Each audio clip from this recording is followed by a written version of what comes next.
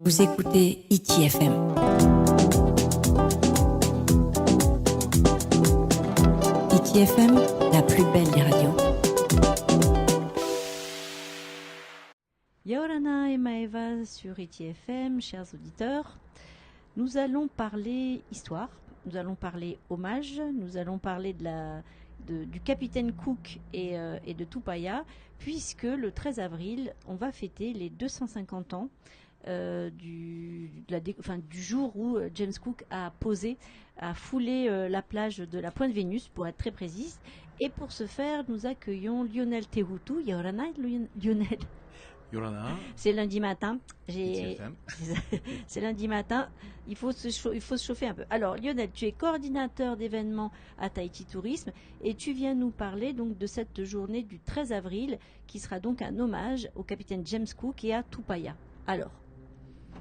Oui, en effet, Tahiti Tourisme a le grand plaisir, on va dire, de terminer la trilogie des navigateurs qui sont venus donc passer nous voir il n'y a que 250 ans en arrière. Et bien sûr, tout d'abord, c'était Wallis, et ensuite Bougainville l'an dernier, et cette année, donc, c'est James Cook. Alors, c'est vrai que ce sont des navigateurs qui se sont succédés année après année. Donc, tout d'abord, bien sûr, Wallis. Donc ça, c'était pour on va dire, l'amirauté britannique. Ouais. Et donc, c'est vrai que Wallis a cherché donc par tous les moyens comment accoster sur Tahiti. Donc on l'avait découvert, du moins il a commencé à apparaître vers Tautira. Ensuite, il a essayé de trouver petit à petit, il a longé la côte, les remonter, la côte est, pour arriver finalement dans la baie de Matavai.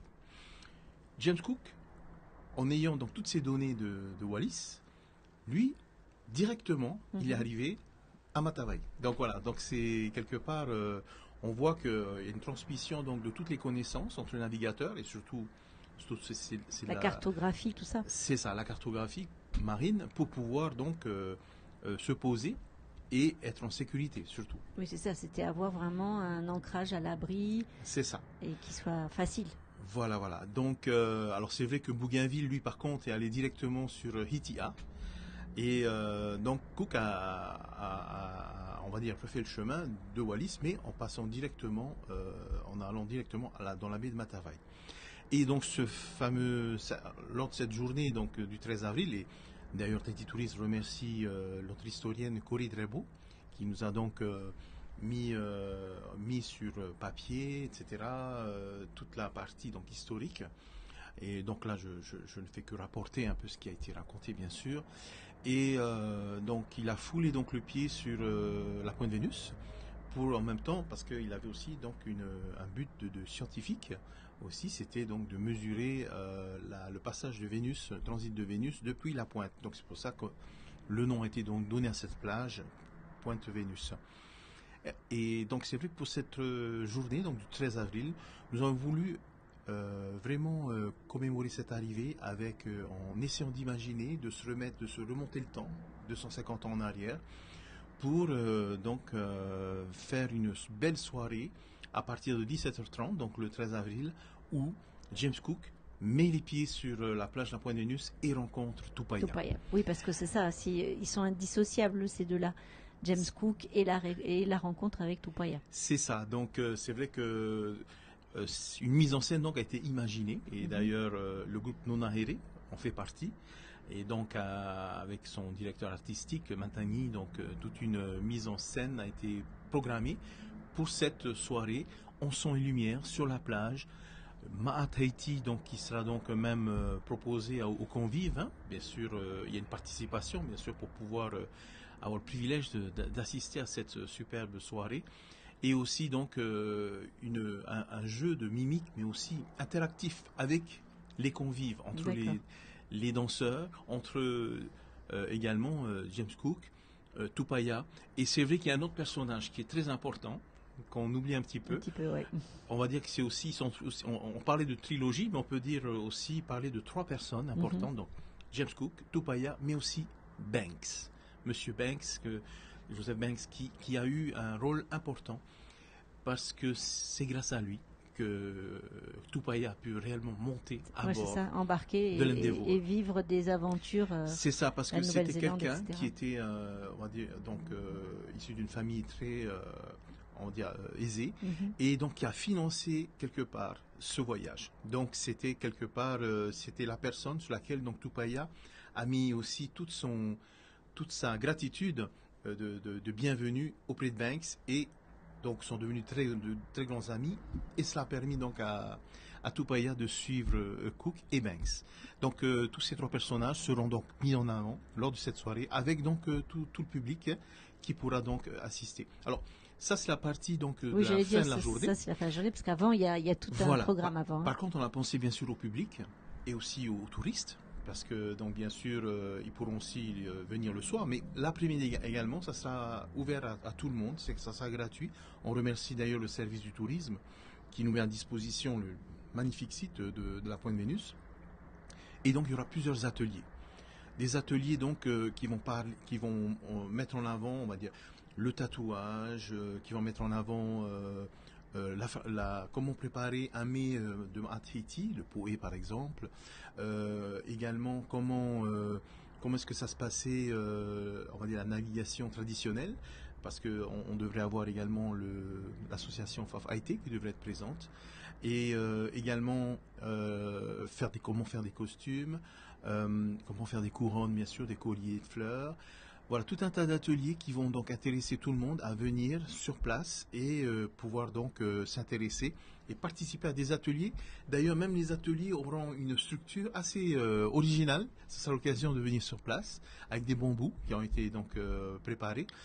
Et bien sûr des mini-conférences. D'accord. Il va y avoir deux personnes ressources qui vont donc intervenir. Tout d'abord, bien sûr, Corinne Rebaud, qui parlera bien sûr de Cook et de Tupaya. Mais également, nous aurons aussi la chance d'avoir aussi monsieur Jean-Claude Terrier-Oitere, qui va pouvoir donc parler des astres, de la navigation traditionnelle, et même en anglais, parce qu'il parle très bien anglais, donc les touristes auront l'opportunité aussi de pouvoir poser donc des questions. Et donc ils interviendront donc le matin, mais aussi l'après-midi. Donc il y aura deux interventions dans la journée avec ces deux personnes-là, donc qui connaissent bien leur sujet et qui seront prêts donc à le partager avec tout le monde. Oui. Non, mais vas-y, continue, parce que je vois que tu es passionné. Non, mais continue, je t'en prie. Alors c'est vrai que nous avons aussi prévu donc de mettre également, il y a un faripoté qui est à côté donc des mamas, et il va y avoir la mise en place de tout l'historique de James Cook. D'accord. On l'a fait pour Wallis, pour Bougainville, et également Cook aura bien sûr aussi ses kakemonos, c'est-à-dire des supports, bâchés on va dire, matière waterproof, qui permettront donc à tout le monde, donc à la fois les locaux, mais aussi les étrangers, de pouvoir comprendre, parce que ça sera en français et en anglais. Donc ils seront disposés donc tout autour du faripoté et jusque dans le fari artisanal, de façon à ce que les gens puissent un peu déambuler et dire bonjour aux mamans qui se trouvent donc sur la Pointe Vénus. Donc ça va être une belle journée qui a demandé, j'imagine, énormément de travail de préparation. Oui, effectivement, et on remercie aussi l'organisation Polynesian Planner qui donc a mis on va dire les moyens pour pouvoir arriver à faire ce type de soirée. Et c'est vrai que même avec la mairie de Mahina, qu'on remercie également, qui joue un rôle important sur la logistique, pour eux c'est aussi une grande fierté de pouvoir lancer cette première soirée sur la plage. Ça c'est, semblerait-il, jamais fait. En journée, il y a eu beaucoup de manifestations. Par contre, le soir, c'est vrai que c'est toute une autre organisation, parce qu'il n'y a pas trop de lumière, il n'y a que le phare. C'est ça. Et donc, malheureusement, le phare, on ne peut pas orienter... Non, on ne peut pas en faire un spot. Voilà, ça aurait été super. Une poursuite, comme disent les professionnels de l'éclairage. Voilà. Et donc, on aura donc des sons et lumières, donc, bien sûr... contemporains, bien sûr, qui seront mis mais discrètement sur la plage, et le spectacle se fera donc à même la plage. Donc il va y avoir des POE pour ceux qui seront donc installés. Il y aura aussi des tables pour ceux qui participeront, et aussi on va dire quelques chaises pour les quelques dîners, parce que c'est vrai que le nombre de places est assez limité. On est à 200 places, on va dire. On a 50 places POE qui sont à 5 000 francs.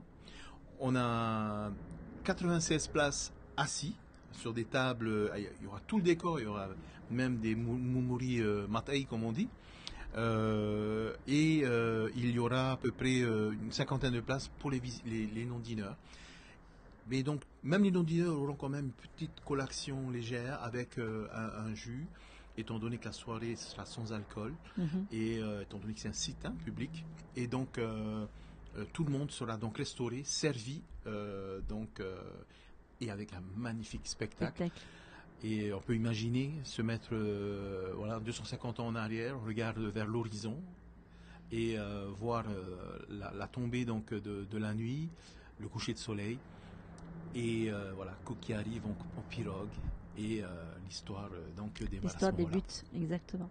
Alors on va rappeler donc à nos auditeurs que cette journée hommage à James Cook, Tupaya, on va pas oublier Monsieur Banks.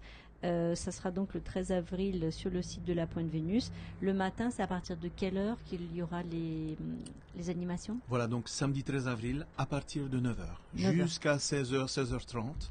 Et là, ça sera le début, la mise en place pour la soirée spectacle. Et à 17h30, donc on invite tout le monde.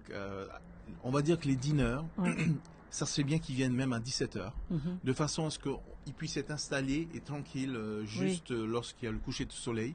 De façon à ce que ils puissent vraiment être tranquilles, dans l'ambiance, apprécier le jus d'accueil qui est proposé pour cette soirée dîner. Alors les gens qui seraient intéressés pour acheter ces places, ça se passe comment? Alors il faudrait venir donc à l'Office du tourisme.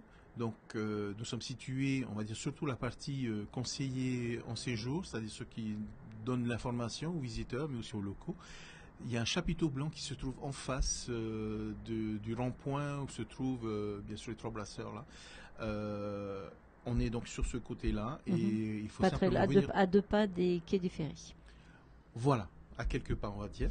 Et effectivement donc alors aujourd'hui il nous reste à peu près on va dire nous avons déjà vendu à peu près 50 à 60 places.